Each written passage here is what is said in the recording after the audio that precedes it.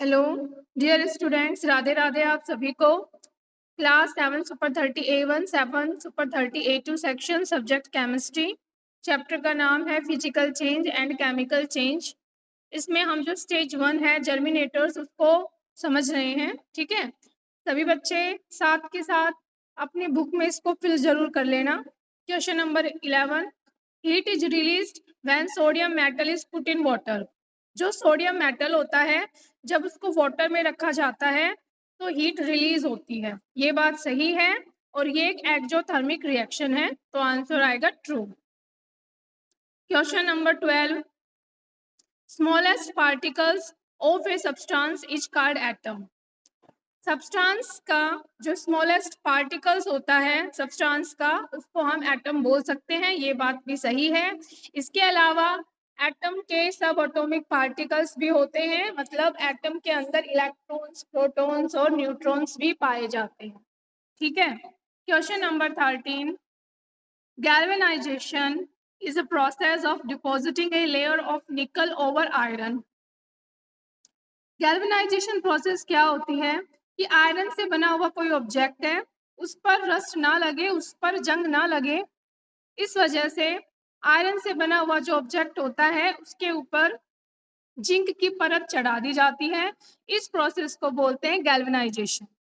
ठीक है, लेकिन यहाँ पर जिंक नहीं दे रखा, यहाँ पर तो निकल के बारे में बता रखा है कि आयरन के ऑब्जेक्ट के ऊपर निकल की परत चढ़ा दी जाती है, जिसको गैल्वेनाइजेशन बोला जाता है। तो ये बात बिल्कुल गलत है, निकल नहीं आएगा, इसीलिए ये स्टेटमेंट हो गई फॉल्स। निकल की जगह आएगा zinc. Okay, question number 14, mixing of powdered sulphur with iron filings is a chemical change.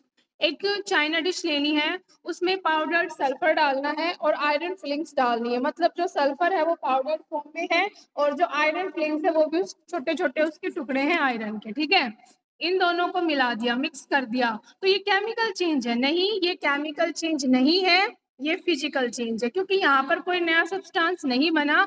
Magnet आप लेके आओगे उस चाइना डिश के पास, तो जो आयरन फिलिंग्स हैं वो मैग्नेट से चिपक जाएंगी, तो आसानी से आयरन फिलिंग्स को और पाउडर्ड सल्फर को अलग किया जा सकता है। तो ये तो फिजिकल चेंज है, यहाँ पर कोई नया सब्सटेंस नहीं बना, इसलिए ये स्टेटमेंट हो जाएगी फॉल्स।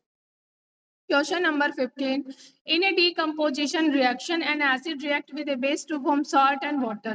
क्या ऐसा होता है कि डिकम्पोजिशन रिएक्शन में एसिड और बेस की रिएक्शन होती है, सॉल्ट और वाटर बनता है? बिल्कुल गलत स्टेटमेंट है, ये फॉल्स आएगा। ठीक है, अब देखो, जब एसिड किसी बेस के साथ रिएक्ट करता है तो सॉल्ट बनता है, वाटर बनता है, लेकिन इस रिएक्शन को न्यूट्रलाइजेशन रिएक्शन कहते हैं, डिकम्पोजिशन रिएक्शन नहीं कहते। ठीक है, और डिकम्पोजिशन रिएक्शन में क्या होता है कि एक सिंगल कंपाउंड है वो सिंपलर सब्सटेंस में ब्रेक डाउन हो जाता है। तो ये इस दोनों स्टेटमेंट को मिला दिया और ये बिल्कुल गलत स्टेटमेंट है, फॉल्स आएगा। Question number 16, magnesium attains an octet configuration by gaining electron. ये भी बिल्कुल फॉल्स है। देखो, मैग्नीशियम का सिंबल होता है Mg। ओके, मैग्नीशियम का एटॉमिक नंबर होता है 12। इसका मतलब उसमें इलेक्ट्रॉन भी कितने हैं? 12। तो इसमें फर्स्ट शेल में 2 इलेक्ट्रॉन, सेकंड शेल में 8 इलेक्ट्रॉन्स, आउटर मोस्ट शेल में 2 इलेक्ट्रॉन्स। तो इसकी कॉन्फ़िगरेशन हो जाएगी 282। तो यहाँ पर 8 ऑक्टेट कंप्लीट होने के लिए 2 इलेक्ट्रॉन का ये क्या कर देगा? लॉस कर देगा, जिस वजह से मैग्नीशियम पर चार्ज आ जाएगा +2। तो यहाँ पर इलेक्ट्रॉन को गेन नहीं किया जा रहा, इलेक्ट्रॉन का लॉस हो रहा है। ठीक है, तो ये फॉल्स है। Question number 17, the symbol of lead is L। बिल्कुल गलत है, लेड का सिंबल Pb होता है। ठीक है, इसका नाम होता है लैटिन लैंग्वेज में प्लबम, वहां से उसका सिंबल हो गया Pb, तो L तो नहीं है, गलत है ये स्टेटमेंट।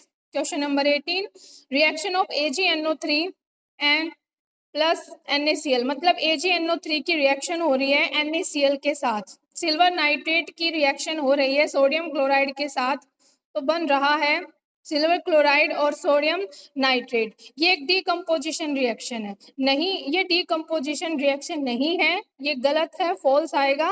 ये डबल डिस्प्लेसमेंट रिएक्शन है। ठीक है, question number 19, neon and argon are the chemically inactive element.